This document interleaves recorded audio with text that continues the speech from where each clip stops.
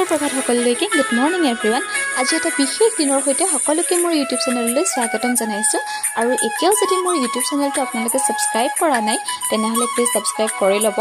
আহক আজি আমি সকলোৱে একেলগে মিলি ওয়াৰ্ল্ড এনভায়ৰনমেন্ট ডে উদযাপন কৰোঁ বিশ্ব পৰিৱেশ দিৱস আজি আমাৰ বিদ্যালয়ত কেনে ধৰণে আমি উদযাপন কৰিলো আপোনালোকক সকলোখিনি ভিডিঅ'টোৰ জৰিয়তে দেখাই আছোঁ